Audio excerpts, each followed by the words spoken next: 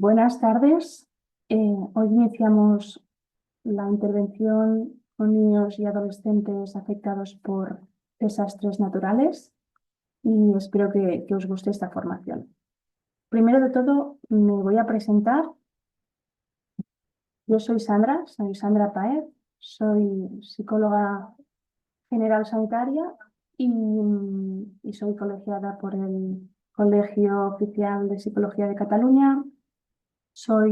Actualmente trabajo como psicóloga de emergencias en el SEM, que es el Sistema de Emergencias Médicas.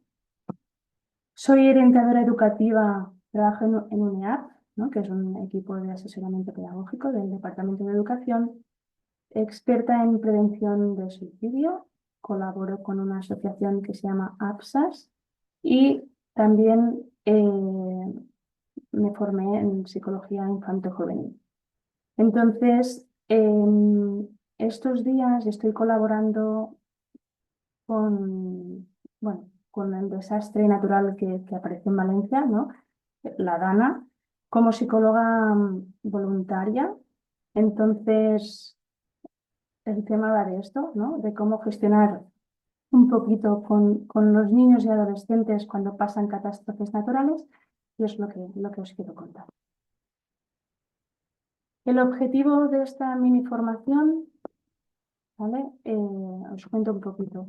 En ocasiones las comunidades se enfrentan sobre todo a eventos sorpresivos que rompen inesperadamente en la vida de las personas y eso afecta a rutinas, sobrepasando a veces las capacidades personales para enfrentar, ¿no?, el problema. Estos cambios o alteraciones de la vida de niños y niñas pueden ocurrir en sus contextos familiares, en ambientales también, lo que sería educativos, pero también en sus territorios, en barrios, ¿no?, y en comunidades.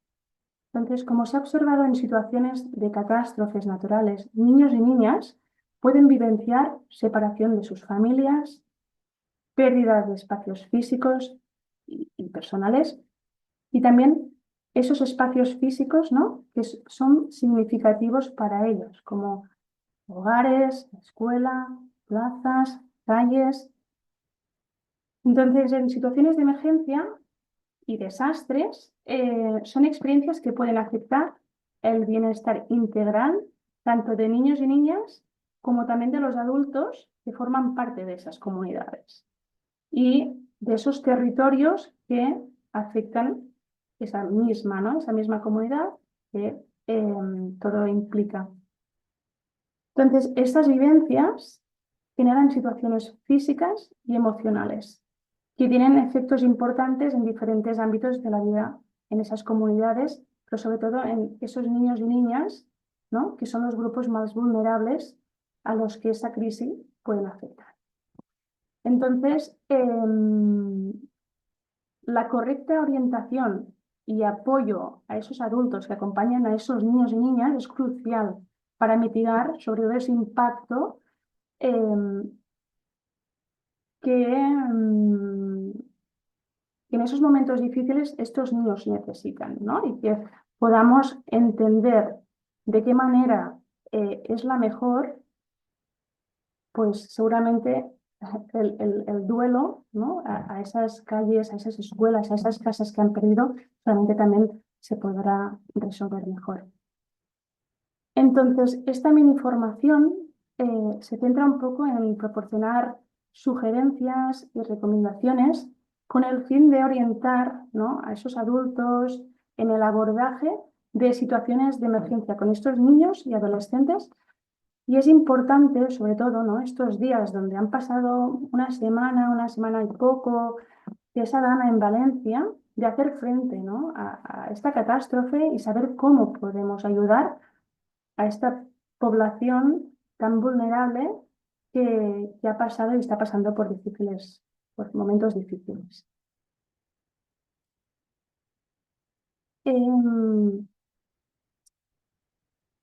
Es importante también que repasemos algunos conceptos clave para compartir el mismo lenguaje.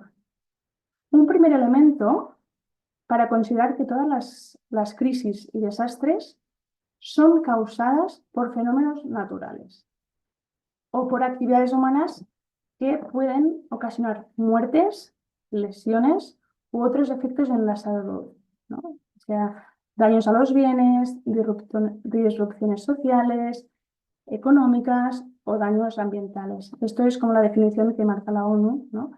Entonces, si un riesgo no se anticipa o no se desarrolla una planificación que lo considere como una variable importante a tener en cuenta, puede resultar en una crisis o desastre.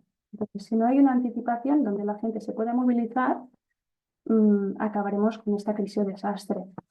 Es importante destacar que no todo riesgo decanta en un desastre y, por tanto, hacer una adecuada gestión de este es una tarea de las comunidades y territorios. ¿Qué es el riesgo? ¿No?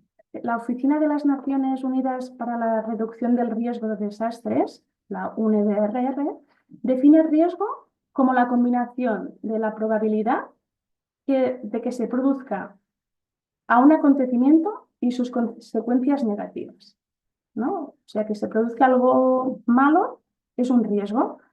Entonces, el riesgo está en directa relación con la exposición, peligros y vulnerabilidades de una comunidad y capacidades que ésta tiene para dar una respuesta a las mismas, como mencionábamos anteriormente, ¿no? Si bien es difícil prevenir una situación de emergencia, sí es posible planificar la manera en que las comunidades, ¿no?, van a responder frente a un evento represente un riesgo, identificando sus puntos más críticos, las vulnerabilidades, capacidades y respuestas posibles a una situación de emergencia. Y la gestión del riesgo, aquí lo que es la gestión del riesgo de crisis o desastre se centra en los procesos para diseñar, aplicar y evaluar estrategias políticas y medidas destinadas a mejorar la comprensión e identificación de los riesgos. Esto según la UNESCO. Vamos a ver más conceptos.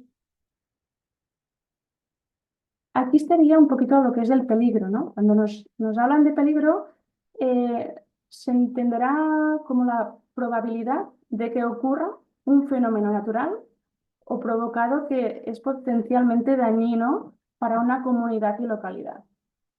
Pueden ser de origen natural, por ejemplo, terremotos, desplazamiento de tierras, tsunamis, un poquito esto, o biológicos, ¿no? Por ejemplo, epidemiológicos, plagas como la pandemia del COVID, o inducidos por personas, por ejemplo, incendios, fuga de gases, explosiones.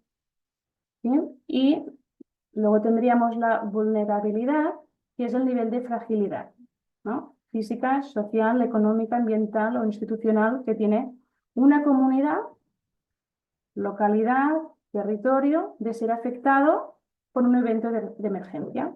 Entonces, la vulnerabilidad está en directa relación con las capacidades que las personas y las comunidades tengan y que permitirá hacer frente a una situación de emergencia para partir de sus fortalezas, recursos, redes y conocimientos, ¿no?, posibilitando también, a su vez, desarrollar una rápida capacidad de respuesta y recuperación frente a situaciones adversas.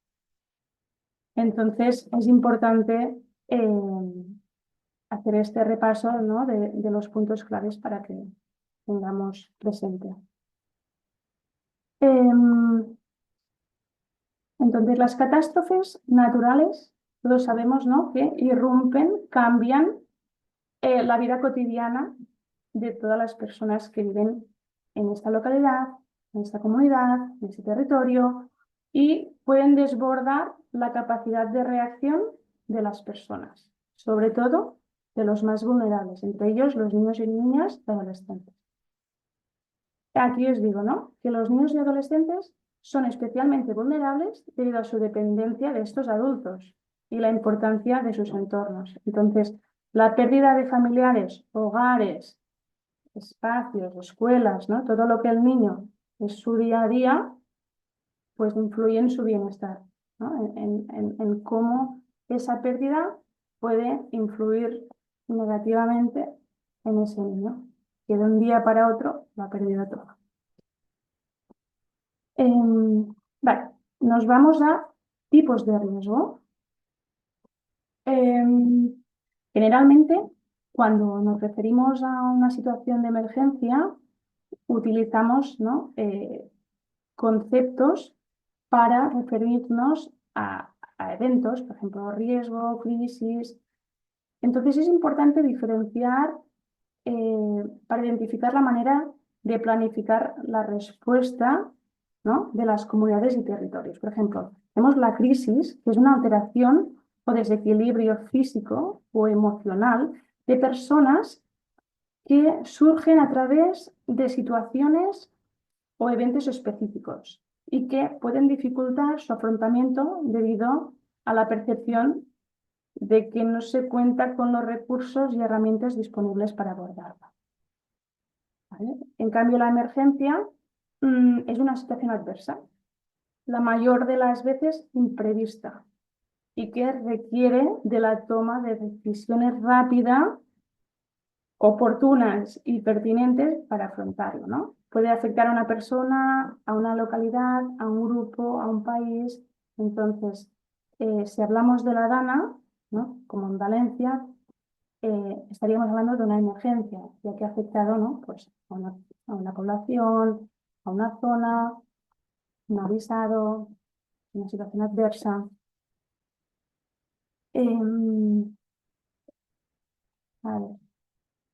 Aquí tendríamos el desastre, que el desastre sería también un evento adverso que sucede en un territorio o localidad que puede tener diferentes magnitudes y que afecta a sus habitantes y su vida cotidiana, ¿no?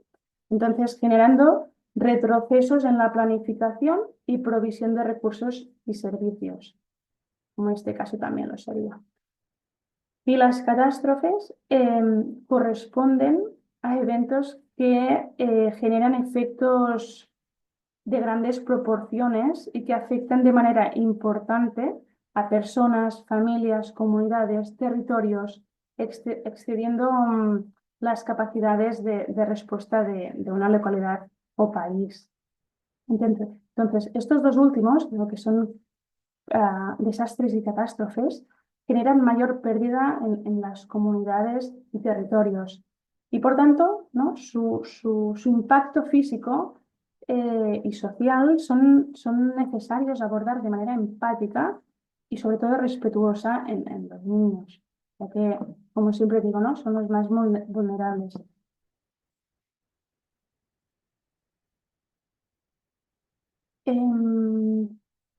Aquí.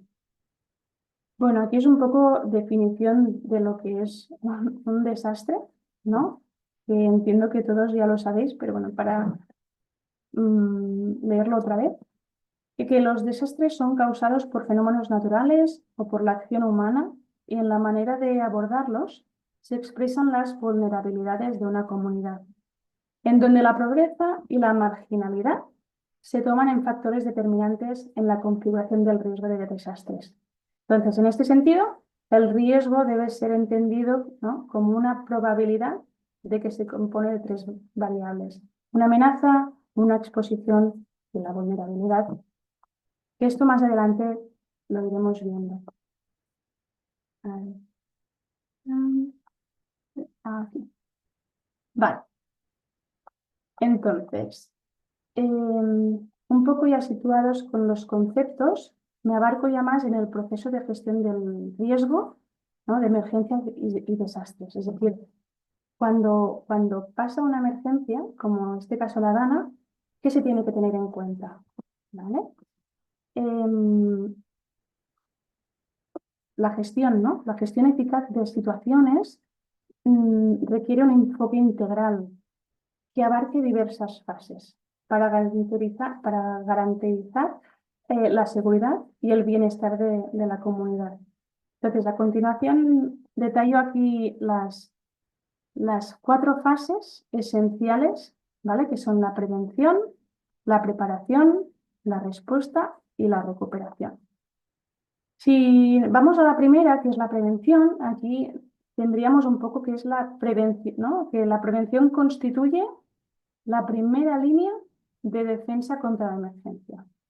Es decir, en esta fase lo que se busca es identificar y mitigar los riesgos potenciales antes de que se conviertan en amenazas concretas.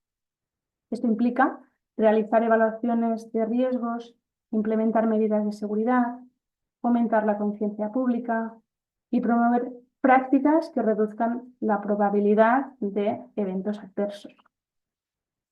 Es muy importante la colaboración entre autoridades locales, organismos gubernamentales y la comunidad. Es esencial para desarrollar estrategias efectivas de prevención. Si nos vamos a la preparación, ¿no? Que sería, nos preparamos para lo que pueda venir, se centra en la creación de capacidades y recursos para responder eficazmente a una emergencia. Esto incluye, ¿no? La elaboración de planes de contingencia, la capacitación del personal, ¿no? Cómo van a responder a esto, la adquisición de equipos especializados, la realización de simulacros regulares, además la concienciación comunitaria y la educación, ¿no? Sobre medidas de autoprotección son elementos clave. Entonces, la preparación efectiva garantiza una respuesta más rápida y coordinada en caso de que pase una emergencia.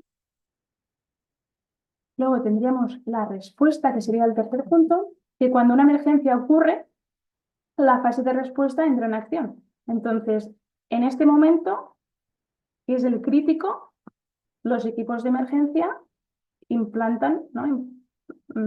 Es como que desarrollan los planes previamente establecidos para mitigar el impacto del evento. La coordinación entre agencias, la comunidad eficiente y la movilización de los recursos son esenciales. Entonces, la prioridad es salvaguardar vidas, proporcionar asistencia inmediata y limitar los daños. Y la agilidad y la colaboración son clave para una respuesta efectiva. Y luego nos vamos a la recuperación, que sería la última fase, que marca el inicio del proceso de reconstrucción y restauración después de la emergencia. Entonces, se centra en la rehabilitación de esas comunidades afectadas, la recuperación de infraestructuras dañadas y el apoyo de estos individuos afectados por esa emergencia. Esta fase implica evaluar los daños, brindar asistencia a largo plazo y trabajar en la resiliencia comunitaria. La colaboración continua entre sectores públicos, privados y de todo es clave, así como la participación, ¿no? de la activa de la comunidad.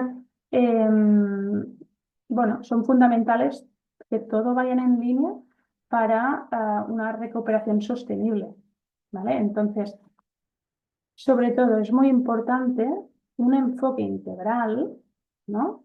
Que abarque todas las fases para que cuando pase una emergencia se pueda gestionar efectivamente estas situaciones. Entonces, una planificación anticipada, la colaboración, la adaptabilidad son claves para minimizar los impactos y construir comunidades más seguras y resilientes. Vale, espero que se entienda un poquito. Vale. ¿De qué manera? Ahora nos vamos un poco, o sea, voy de grande a pequeño. He explicado los conceptos, un poco, ¿no? Y nos vamos ya más en los niños, que es lo de la formación específica de hoy. Vale. Pues, ¿cómo afectan las situaciones de emergencia o crisis en los niños? Las emergencias y desastres pueden tener impactos significativos en niños y niñas y adolescentes, ¿no? Ya que son especialmente vulnerables a las situaciones de crisis.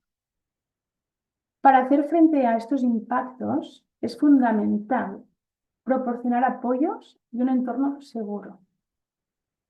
Además, es esencial también involucrar a las comunidades y trabajar en la prevención y preparación para reducir los riesgos y mejorar la capacidad de respuesta frente a estas emergencias y desastres que puedan llegar a pasar.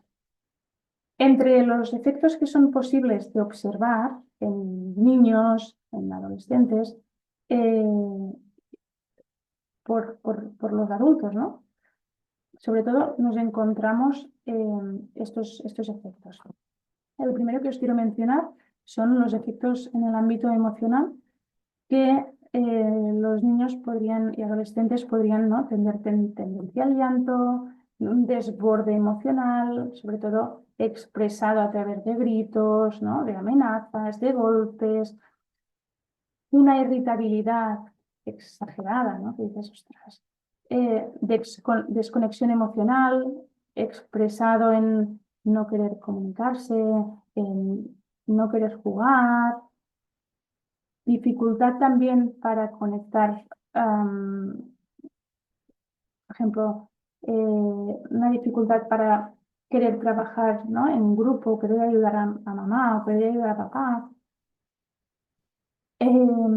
También tendencia a estar en silencio, miedo a la oscuridad, a ruidos fuertes o a estar solo, ¿no? Estos serían los más probables de que pudiera pasar en efectos del ámbito emocional.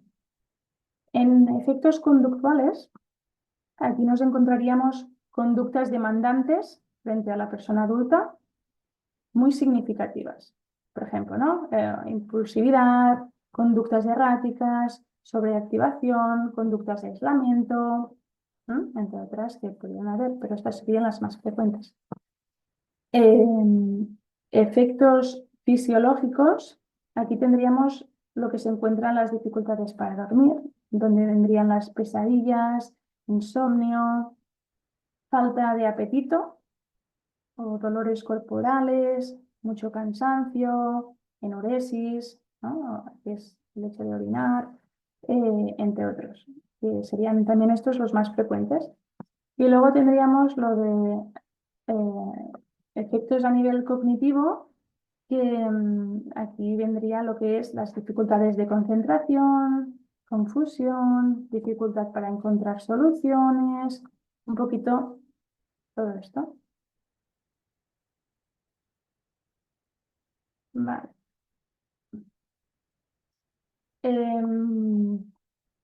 Aquí. Para los niños y niñas, las madres, padres, sobre todo las personas adultas más significativas, ¿no?, que están con estos niños, que son los que tienen que proteger, al fin y al cabo, a estos niños. Dar consuelo y ayudarles a sentirse mejor es su máxima labor, ¿no? Entonces, el nivel de estrés que las personas adultas sintamos y expresemos será el que replicará en esos niños y niñas bajo nuestro cuidado. Por este motivo, una vez restablecidas las condiciones básicas de seguridad, ¿no?, como alimentación, agua, que la ropa esté seca, un lugar seguro donde dormir, pues es importante tener en cuenta unos puntos. Entonces, es importante que mantengamos la calma, ¿no? Los niños y niñas a nuestro cuidado se sentirán igual como ven a las personas adultas nos sentimos. Entonces, si yo estoy muy irritable, seguramente el niño acabará estando irritable como yo. Entonces, si nos ven que mantenemos la calma, seguramente ese niño pues también estará bajo esa calma. Lo más importante para un niño o una niña es contar, ¿no?, con nuestra cercanía física y emocional, sobre todo, ¿no?, con esos padres, madres. Es importante abrazar, acoger y mantenerse físicamente cerca de ese niño. La irritabilidad, el miedo, o problemas al dormir o no quererse separar de sus madres, padres o personas, ¿no? significativas, son reacciones normales y solo acogiendo y consolando estas emociones desaparecerán seguramente con el paso de los días, ¿no? Cuando vean que poco a poco esa persona está ahí a su lado y esa irritabilidad, ¿no? también se irá pasando. Si el peligro vuelve a acercarse, tenemos que intentar, ¿no? Pues el no gritar, ¿no? El intentar proteger a nuestro hijo, hija, sobrino, lo que sea, pero con control. ¿Sí? Preguntémosle también a los niños y niñas que saben y escuchemos con paciencia lo que tengan que decir. Si no quiere hablar, no lo tenemos que presionar. Es normal, ¿no? Que a veces jueguen a recrear situaciones, a dibujar o a hablar mucho de lo sucedido. Y esto también, pues, a veces les ayuda, ¿no? A procesar su experiencia. Pero el no forzar, el no querer, el inmediato, no. Les tenemos que dejar su tiempo y su manera de dejar pasar sus duelos también. Es importante que demos una explicación real y simple de lo que está sucediendo.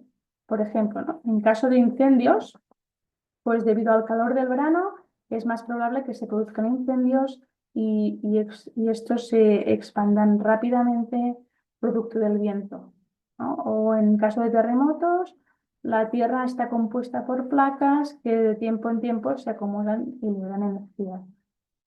Bueno, también es importante no mentir, ¿no? Por ejemplo, diciéndoles que esto no va a volver a suceder. No lo sabemos, no somos magos. A lo mejor al día siguiente viene otra y no, simplemente ni asociemos las causas, ¿no? de las lluvias o del incendio a cosas. No, evitemos explicaciones supersticiosas. Esto lo único que genera, ¿no? es más ansiedad en los niños y en las niñas. Sobre todo, yo creo que es importante adaptar un poco nuestro vocabulario a su edad, nuestro lenguaje, que nos puedan comprender. Si tienen dudas, se las respondamos y así un poco, pues, yo creo que les rebajaremos a ellos esta ansiedad que puedan tener y el vínculo será más fuerte porque tendrán confianza en contarnos cosas.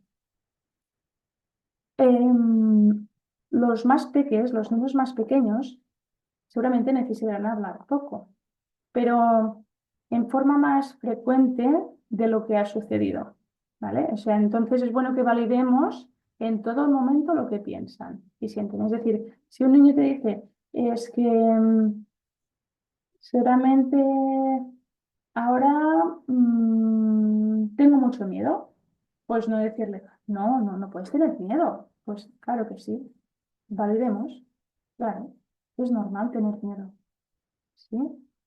Y el punto que es muy importante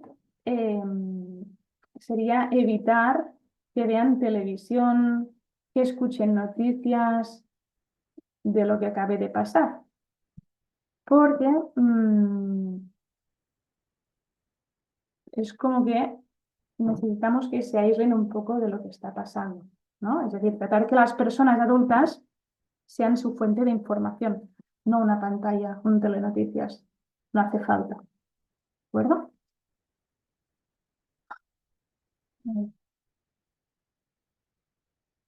Vale. Entonces aquí es un poco un resumen de lo que hemos dicho antes. Es importante crear un entorno seguro y de confianza, ayudar a expresar sus emociones, validar sus emociones, proporcionar herramientas de regulación emocional, reforzar el sentimiento de esperanza, involucrar a la familia, ¿no? en el proceso de apoyo, facilitar juegos y materiales para que puedan distraerse, realizar seguimiento con profesionales de la salud mental si es que fuera necesario, reafirmar que no es su culpa. A veces pasa mucho, ¿no? Que los niños pequeños pues atribuyen que bueno, las cosas negativas o desastres que es su culpa. Entonces es importante, ¿no?, quitar esa autoculpa.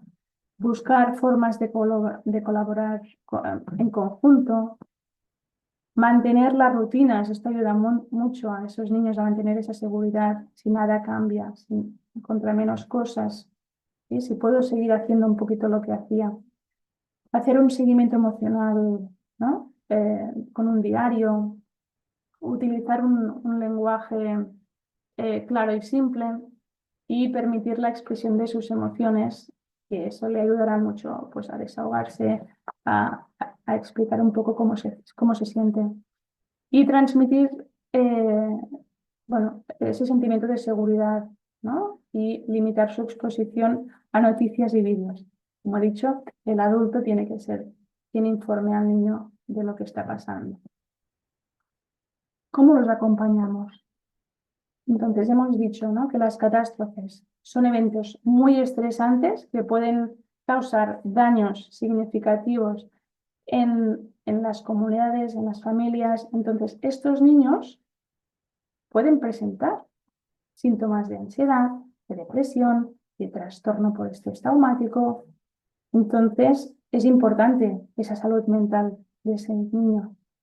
Y cómo, cómo podemos abordar, ¿no?, para que mantener, ¿no?, esos niños mentalmente seguros durante, después, o sea, durante y después de una catástrofe. O sea, no solo lo que está pasando, sino tenemos que intentar saber que todos esos niños que están viviendo esa catástrofe, ¿qué pueden presentar? Es decir, debido a lo vivido, que es una pérdida de casa, pérdida de escuela, pues solamente vendrán muchos síntomas. Entonces los tenemos que abordar, ¿sí? Y es importante saberlo y prepararnos para esto. A ver.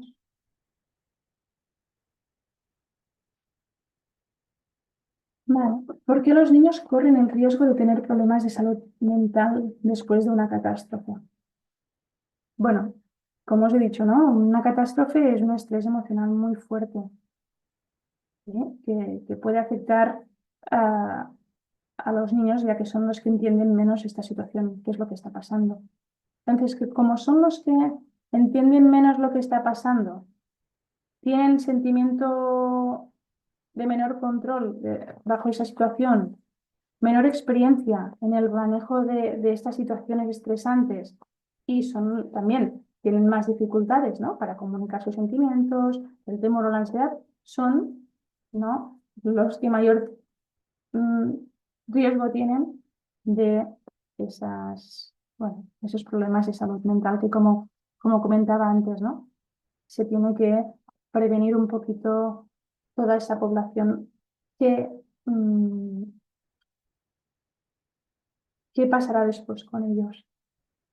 Aquí os he puesto un texto pequeñito que también quiero leeros, que es: además, los niños que previamente han experimentado un trauma o un trastorno mental, emocional, del comportamiento o del desarrollo existente, pueden ser experimentalmente vulnerables antes de que ocurra una catástrofe.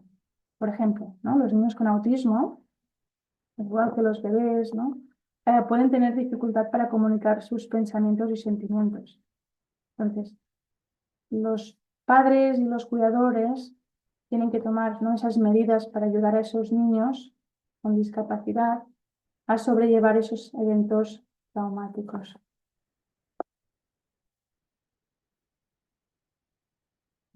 Recomendaciones que son importantes a tener en cuenta cuando pasa una crisis, una catástrofe, sería procurar que los niños no se encuentren solos en ningún momento. Nuestro cerebro tiene unas neuronas que se llaman neuronas espejo, las cuales nos hacen actuar por imitación. Así que a más calma muestre el adulto, más calma entrará el pequeño. Esto lo he comentado antes, ¿eh? No te niegues a responder las preguntas que te hacen los peques. Dale sobre todo información que tienes, pero adaptada a su edad. Da información sencilla, no mentir, si es necesario, omitimos, ¿no? Algunos detalles que a ellos ni les van ni les vienen. ¿Sí? Antes de responder, depende de la edad que tenga, puedes preguntar qué información tiene, es decir, qué sabes, qué te ha llegado, qué has visto, ¿sí? O, porque de ahí, es decir, de lo que él tiene, podemos generar un diálogo, ¿no? Entonces, si te preguntan algo que desconoces, pues dile que no sabes también. No siempre lo tenemos que saber todo. No podemos hacer promesas que no estemos 100% seguros de que vamos a poder cumplir, ¿no? Es un momento de mucha incertidumbre y nosotros solo podemos dar certezas. Muchos, ¿no? Muchos, por ejemplo, muchos niños que decían, vamos a encontrar a mi tío y a lo mejor su mamá decía, sí, lo vamos a encontrar. Y a los 2 días parecía muerto. Entonces, no podemos dar promesas que no sabemos si podemos, ¿no? Si van a cumplirse. Tenemos que tener mucha paciencia. Los pequeños están tratando de hacer lo mejor que pueden ante una situación, ¿no? De esta magnitud y seguramente que no lo han vivido nunca. Entonces, no está dentro de su normalidad. Lo mejor serían las muestras de afecto, ¿no? Como son los besos, los abrazos. Esto es primordial. Ayudará tanto a adulto como a niño. Em, También es importante que las necesidades estén cubiertas, ¿no? La alimentación, la hidratación, que pueda dormir en un sitio seguro, ¿no? Que tenga contacto con sus padres, con su familia. Procuremos mantener la rutina, porque eso les da seguridad, acompaña físicamente sus emociones, ¿vale? Puede que tenga comportamientos y sentimientos desagradables, los vamos a acompañar, si podemos, los vamos a reconducir, siempre desde la calma, ¿vale?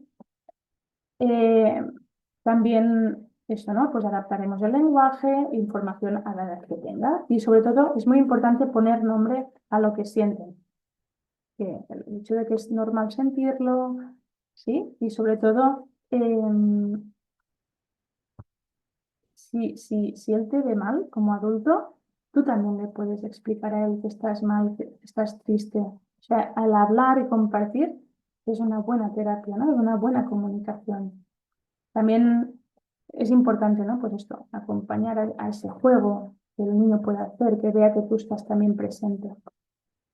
Ahora voy a entrar un poco por rangos de edad, ¿de acuerdo? Vamos a las recomendaciones de 0 a 3 años. En esta edad el niño tiene más dificultades para comunicarse, por lo que debemos prestar mucha atención a lo que es el lenguaje no verbal, a lo que serían, ¿no? Los gestos, el llanto, ¿sí? Y es posible que haya más dificultades para dormir, que no quieran alejarse de ese adulto de referencia que tienen para ellos, que estén más sensibles y que tengan regresiones en comportamientos que ya habían dados por hecho. Entonces, tenemos que ver muy bien lo que es, lo dicho, el lenguaje no verbal en esta etapa. En niños de 3 a 6 años, aquí lo que nos tenemos que fijar es que pueden utilizar un juego para recrear lo que está sucediendo y expresar cómo se sienten. Por lo tanto, aquí tenemos que visualizar ese juego y visualizar el lenguaje, ¿vale? Sobre todo escuchar qué es lo que dicen, qué es lo que hacen. Pueden tener miedo a cosas que antes no le tenían, ¿vale? Por ejemplo, al agua, a la oscuridad, que han estado mucho tiempo sin luz, ¿no? Entonces, o que empiece a llover. El otro día con una mamá que me coordino, que hago seguimiento, me contaba, ¿no? Que su niño ahora que ha hecho unos días sol, pero que ahora empezaba otra vez a llover y que el niño estaba muy irritable porque pensaba que volvía a pasar lo mismo, ¿no? Entonces, bueno, es importante saber que aparecen estos miedos. Aunque en esta edad ya son más autónomos, puede que requieran más de ti, no más de ese adulto, en tareas que a lo mejor antes no necesitaban a esa persona. Así también como también tener presente que pueden haber regresiones en comportamiento como puede ser el control de esfínter. Que antes el niño iba solo al baño, es posible que ahora se haga pis encima, ¿sí? Pueden darse alteraciones en el sueño, en el apetito y a veces pueden mostrar o se pueden mostrar más agresivos, más irritables. Es tenerlo en cuenta. Ay, me he saltado. Así, de 6 a 9, sí. En 6 a 9 años, aunque en este momento, ¿no? de desarrollo los niños comienzan un poco a entender cada vez más qué es lo que pasa a su alrededor, no nos tenemos que olvidar que siguen siendo niños. Entonces, en muchos casos se cree que han entendido alguna información, pero no es así. Entonces, tenemos que hablar con ellos para aclarar y que no tengan informaciones falsas sin sobreinformar. Es decir, ¿qué es lo que sabes? ¿No? Lo que os decía antes, ¿qué es lo que sabes? Vamos a hablar a partir de qué es lo que sabes. Intenta ser congruente, ¿no? con la información que das y tú cómo actúas. Tenemos eh, que tener presente que pueden haber cambios en la conducta, que pueden perder autonomía, que pueden estar más irritables, que cambien sus patrones de comunicación, que aparezcan miedos que antes no tenían. Entonces, bueno, las alteraciones del sueño también. Seguramente habrá muchas pesadillas, ¿no? Así como pensamientos reiterados sobre las situaciones que está atravesando este niño. Con niños de esta edad puede ser útil hablar sobre situaciones pasadas en las cuales cómo afrontaron esa situación. Entonces, por ejemplo, ¿no? Si un día llovió mucho y también se les inundó el garaje, en cómo solucionaron ese día que se les inundó en un pasado, ¿no? Pues vino un bombero, nos sacó el agua y, bueno, un poquito ayudándole a que todo puede solucionarte y que nosotros estamos ahí para acompañar. En 9, 12 años, aquí sí que los niños ya empiezan a entender bastante bien la información que reciben y que les podemos dar. Están comenzando un periodo de tremenda inestabilidad donde afrontan constantes cambios físicos y sobre todo de personalidad. Entonces, lo cual condiciona la forma en que pueden afrontar una situación específica. Sobre todo sus amigos y la información que les brindan es vital y puede que quiera centrarse más en ellos, ¿no? que en los cuidadores. Sin embargo, nosotros somos los que tenemos que hacer esa protección y esa seguridad.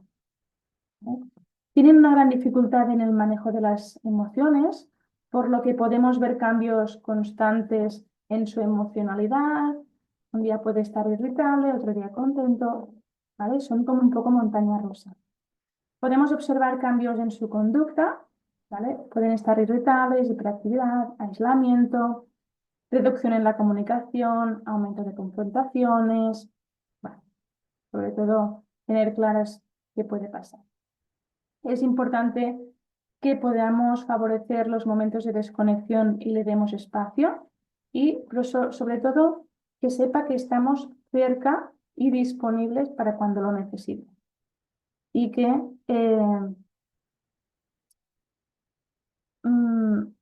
a veces cuando un niño está enfadado es una manera de pedir ayuda, ¿no? De decir, algo me pasa, estoy triste. Entonces lo tenemos que ver y tenemos que acudir a él. Vale, me gustaría aquí también compartir algunas técnicas que ayudan, ¿no? Cuando un niño está un poco ansioso, pues os he compartido algunas técnicas de respiración. La primera es la técnica del elefante, que sería un poco respirar como un elefante, os cuento, ¿no? Nos tendríamos que poner de pie, un poco con las piernas separadas, y en este momento mágicamente nos convertimos en elefantes y vamos a respirar como ellos. Entonces, tenemos que tomar aire por nuestra nariz mientras nos levantamos los brazos, que representa que es la trompa, y al momento soltar el aire, bajamos los brazos. Y esto a los niños pequeños pues les ayuda y va muy bien. Tenemos otra técnica de respiración que se llama la técnica de la serpiente, y aquí lo que teníamos que hacer es estirarnos, o sea, nos acomodamos, nos acostamos y ponemos nuestras manos sobre el abdomen y respiramos profundamente por la nariz. Y notaremos cómo el vientre se infla. Entonces, luego soltamos y lo que tenemos que hacer es hacer un poquito el ruido de una serpiente que será. Y esto a los niños pues les ayuda muy bien, ¿no? Si se meten en la temática de un animal, pues seguramente será más divertido para ellos. Otra técnica que nos ayuda también mucho es el respirar como una vela, ¿no? Aquí lo que tenemos que hacer es que tenemos que pedir al niño que imagine que uno de sus dedos es una vela. Entonces, que para apagarla tenemos que tomar aire por la nariz, pero antes de soplar tenemos que pedir un deseo, como si fuera la tarta del cumpleaños. Entonces, tenemos que contener el aire unos segundos y luego pararla. Y esto lo tendríamos que hacer con los 5 dedos. Entonces, serían como 5 respiraciones pausadas de contención de aire. Y la última técnica de respiración que os quiero compartir sería respirar como una flor. Bueno, respirar una flor. Esta es un poquito una variación de la técnica de la vela. Os cuento. En esta ocasión nos tenemos que imaginar que cada dedo es una flor y que cada flor, que cada dedo es una flor. Entonces tenemos que oler, ¿no? Tenemos que inhalar profundamente y luego soltaremos muy despacio el aire por la boca. Y así cada dedo. Entonces tendríamos que hacer así. Y cuando tenemos el aire, lo sacamos. ¿De acuerdo? Una vez hechas lo que son las técnicas de respiración, os voy a contar un poco cómo podemos ayudar a los niños a llevar, ¿no?, una catástrofe. Hablaremos un poco sobre el antes y el después.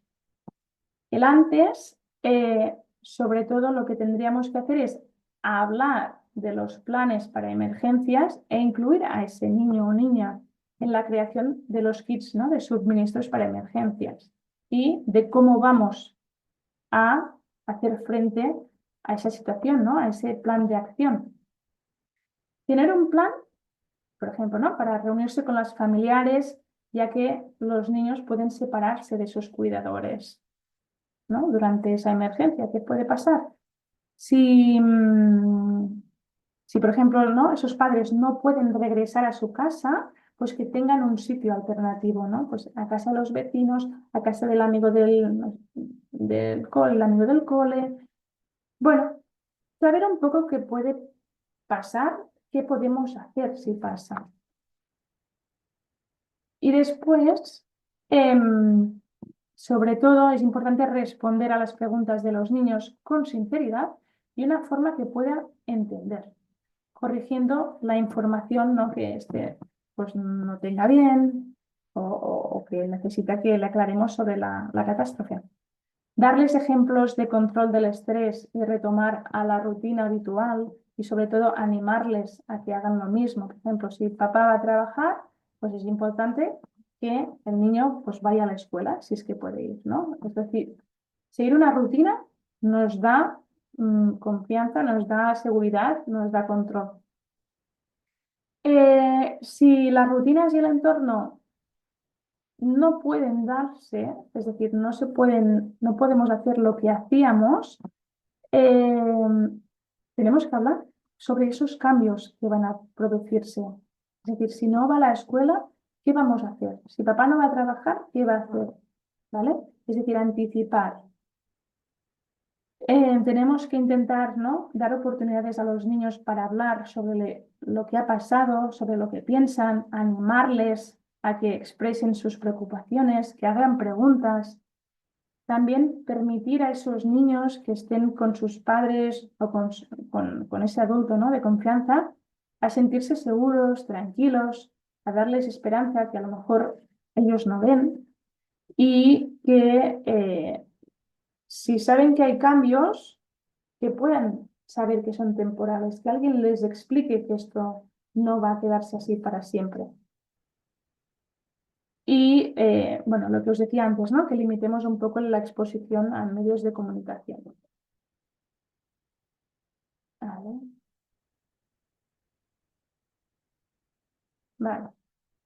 Aquí es un poco un resumen de lo que son las reacciones que después de una catástrofe, ¿no?, es normal que un niño tenga unas reacciones emocionales, ¿no?, y de comportamiento. Entonces, tenemos el primer grupo que sería de 1 a 5, ¿no?, que pueden actuar ansiosos, más si se separan de los padres, pueden aparecer miedos, ¿sí? En edades de 6 a 10, pues hay un aumento de esa ansiedad, del miedo, de que vuelva a pasar lo que ha pasado.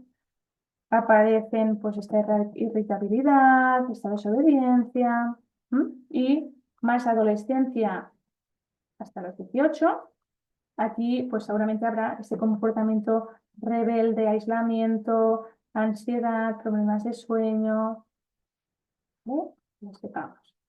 Esto es una guía, ¿vale?, que se llama Primeros Auxilios Psicológicos para Niños y Niñas. No me voy a centrar mucho, pero me apetece que lo veáis. Se llaman las PAP, ¿vale?, que son los primeros auxilios psicológicos. Aquí lo que llama es, ¿no?, lo que dice es una descripción de una respuesta compasiva y de apoyo a un ser humano que sufre y que pueda necesitar apoyo. ¿Vale?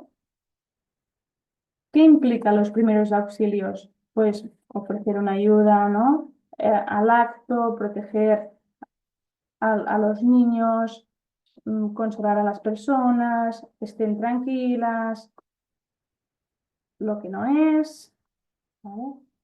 Sobre todo cuando brindamos, ¿no?, las PAF durante una situación de emergencia, después de una crisis que afecta a un grupo de niños o niñas. Bueno, en situaciones de crisis y emergencias, ¿no?, solamente pues, reaccionan y piensan de forma diferente a los adultos, tienen necesidades específicas según su edad y etapa. Pues un poco en resumen de lo que ya hemos visto, ¿eh? Pero es importante observar, escuchar y conectar con ellos. ¿Vale? Bueno, un poco para que lo veáis, ¿sí? Y aquí pone, los niños y niñas con mayor riesgo de sufrir reacciones fuertes son los que están separados de su familia, han presenciado que sus seres queridos, ¿no?, han sido heridos o que han muerto, que han sido lastimados físicamente, que se sienten amenazados, que se preocupan y se inquietan porque sus padres están muy preocupados, se sienten culpables, ¿vale? Y los niños y niñas con signos evidentes de angustia son los que presentarán sobre todo síntomas físicos de que no me encuentro bien, temblores, dolores de cabeza, que no comen, que lloran mucho, que se inquietan. Bueno, todos estos puntos, ¿no?, nos indican que hay un nivel de angustia muy grande. ¿Vale? Entonces, me vuelvo a la pantalla de antes, que es esta. Ahí. Y aquí he recogido un poquito unos cuentos, ¿vale? Os enseñaré algunos que nos ayudan a hacer entender a los niños qué es lo que ha pasado. A ver si os puedo compartir esto. Espera. A ver, vale. Voy a abrirlo por aquí. Este es. Vale. Por ejemplo, ¿no? Aquí nos pone Valentina y la Dana. Pues bueno, este cuento no cuenta un poco el objetivo que ha sido creado para abrir un poco el diálogo con niños y niñas sobre lo que ha ocurrido en Valencia. Entonces han creado un personaje que es Valentina, ¿no? Y que Valentina vive en una ciudad que se llama Valencia, donde todo es súper bonito, Valentina es súper aventurera, pero una tarde de repente alguien de su familia escuchó que vendría una dana, ¿no? Y ella misma preguntó, ¿qué es una dana? Entonces, como los papás no lo sabían, pues se lo preguntó a la profesora, ¿no? ¿Qué es una dana? Y bueno, la profesora pues le explicó que era un fenómeno meteorológico que trae mucha lluvia y que a veces pues puede causar muchos problemas en muchos pueblos. Entonces, había una anticipación y esa misma tarde, mientras Valentina jugaba en el parque, el cielo pues empezó a llover. Entonces se fueron para casa y las calles empezaron a inundarse de agua. Entonces, coches, caminos, puentes, carretera, todo se lo llevaba. Entonces, Valentina miró por la ventana y claro, vio como su Valencia, ¿no? Quedaba destruida por una inundación, que el agua subía rápidamente, en un instante, y empezó como un poco a venir esa ansiedad. ¿Cómo estarán mis amigos? ¿Cómo estará el parque? ¿Cómo estarán mis familiares? ¿Y qué pasa? Que la lluvia era tan intensa que el barro empezó a deslizarse. Y claro, había casas, ¿no? En las colinas. Entonces, me estoy preocupando. Y bueno, un poquito, ¿no? El hecho de que por la radio también empiezan a explicar de que hay mucha lluvia, nos quedamos sin luz, sin internet, a ver qué pasa. Y que, claro, los agricultores han perdido todo y bueno, la lluvia pues arrastra todo lo que tiene. Pero al final, ¿no? Pues muchas familias tuvieron que dejar sus hogares y buscar refugio. Entonces, Valentina se imaginó cómo sería, ¿no? Estar lejos de su cama y sus juguetes. Y ostras, aquí empezó a pobre gente y decidió ayudar, ¿no? A sus amigos y a algún vecino. Entonces, crearon como una idea y es de ayudar a esas personas que lo han perdido todo y así, ¿no? Poder, poder contribuir a la causa. Entonces, bueno, esto sería como un poquito como un cuento, un ejemplo de cuento que serviría para los peques, para explicarles. Os voy a enseñar otro. A ver, compartir. Aquí, compartir. Aquí. A ver, os voy a compartir. Aquí. Aquí, por ejemplo, es otro, ¿no? Otro cuento que pone: la lluvia cambió mi casa y mi calle, pero yo estaré bien. ¿Vale? Es un cuento con pictogramas, ¿vale? Que puede ser personalizado, es decir, tú puedes poner un nombre. Y bueno, antes vivía en una casa bonita, todo ordenado. En casa tenía muchas cosas que me gustaban. Estos cuentos son específicamente también para niños que tienen dificultades, con alguna discapacidad, para que puedan entenderlo. ¿Eh? Pero ha llovido mucho y esto ha afectado a que haya muchos cambios. ¿Qué pasó en mi casa? Pues que el agua entró en algunas partes y algunas cosas pues se mojaron y necesitarán secarse. Bueno, un poquito el hecho de que tengan cuentos ayuda a que puedan entender también lo que está pasando.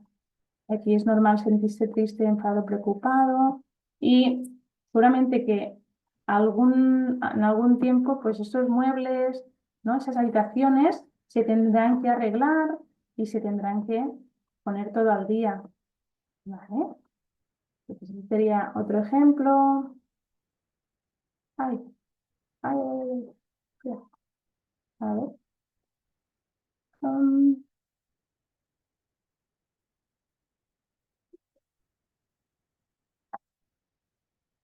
y vale, vale, este. Sí, estos serían historias sociales, ¿vale? Sí, ¿qué le pasa a mi pueblo? ¿Cómo me puedo sentir? Y sobre todo con adolescentes, a mí me gusta mucho, a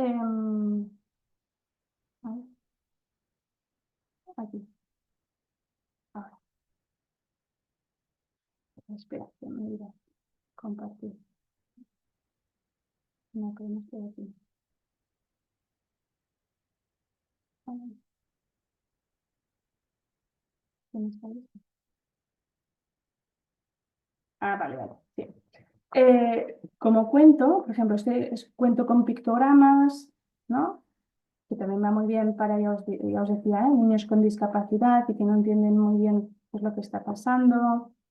Historias sociales que serían como una historia, es un cuento cortito que nos ayuda muy bien a entender qué es lo que está pasando. Y sobre todo en adolescentes también lo que funciona muy bien son los diarios emocionales, que tienen como objetivo, ¿no? Entender nuestras emociones, bueno, las suyas, y fomentar un poco eh, cómo me he sentido, por qué me he sentido así y me permito conocerme un poco mejor.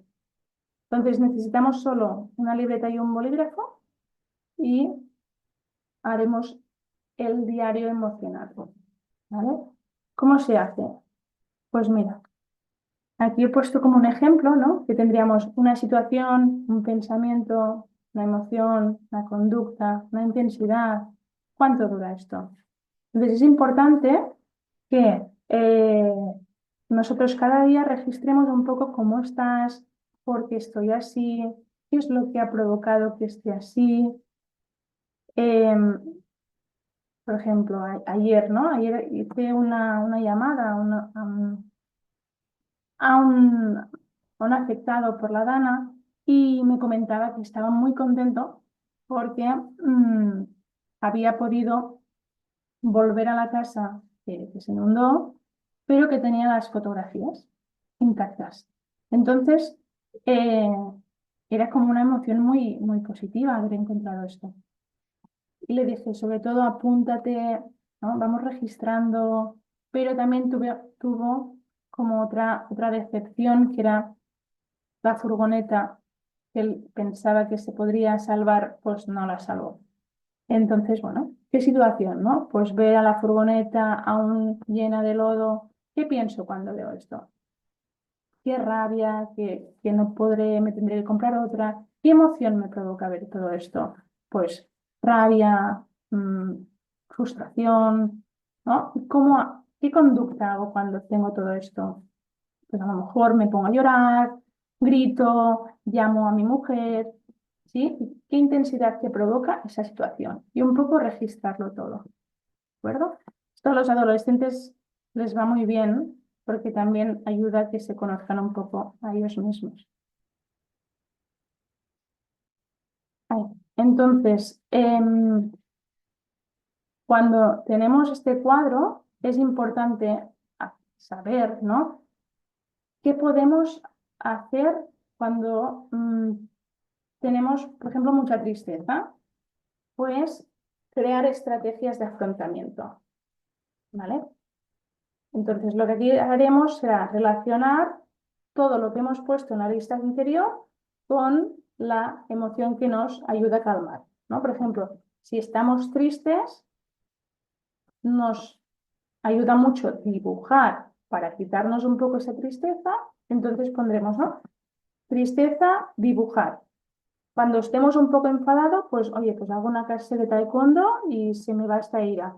Cuando tengo miedo, pues hablo con alguien, ¿no? que para mí me ayuda mucho a rebajar este miedo y así ya estoy mejor. ¿Sí? Entonces vamos a crear esta lista de emociones, pero con una respuesta que se llama estrategia de afrontamiento. Aquí os había puesto también unos recursos de cómo explicar a los adolescentes lo que está pasando. A ver si puedo compartirlo. Ay, aquí. A ver.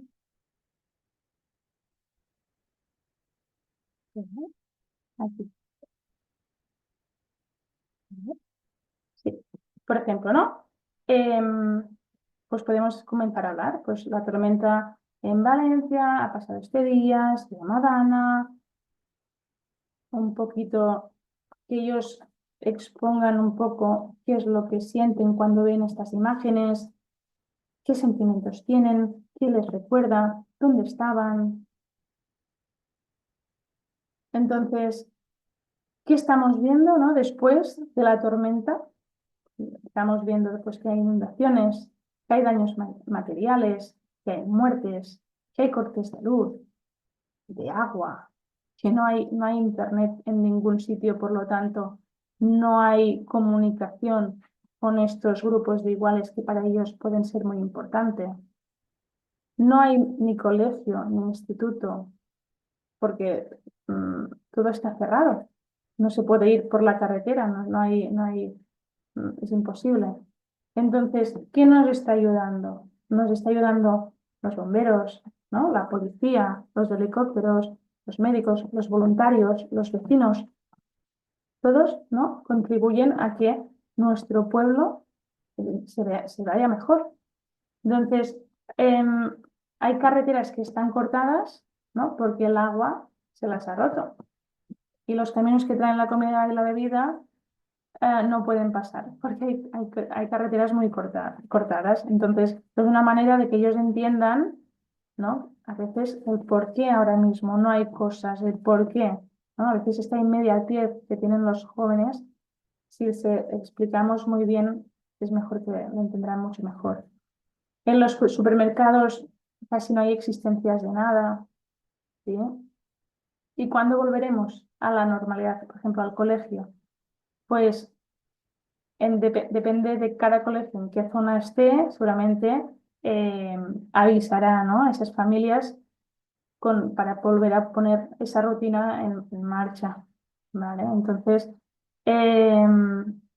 lo que se puede hacer es como una tabla semanal de decir, bueno, pues, ¿qué hemos hecho hoy? ¿No? Hemos estado en casa, ¿qué día tendremos que volver al colegio para así organizarnos y a ellos les irá mucho mejor? Vale, voy aquí. Ahí. Bueno, y el otro también es un poquito para, para anticipar un poco a los jóvenes y adolescentes qué es lo que está pasando y cómo lo sienten ellos.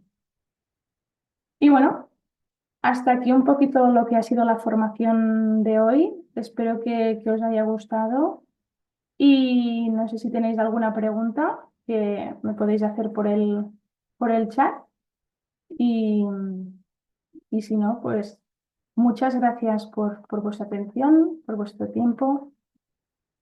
¿Quieres estar al día de todo lo que ocurre en ISEP? Síguenos en las redes sociales y no te pierdas de nada. Actualidad, secciones clínicas, eventos, vida estudiantil y mucho más. Podrás encontrarnos en Facebook, Twitter, LinkedIn, Instagram y YouTube. Conviértete en el protagonista de nuestros perfiles sociales. Cuéntanos cómo está siendo tu experiencia en ISEP. Muéstranos tu día a día, comparte las fotos de tus mejores momentos y recuerda de etiquetarnos o de usar el hashtag #experienciaISEP. Así podemos compartir el contenido con el resto. ISEP, un lugar donde las grandes cosas pasan. Con ISEP siempre sumas.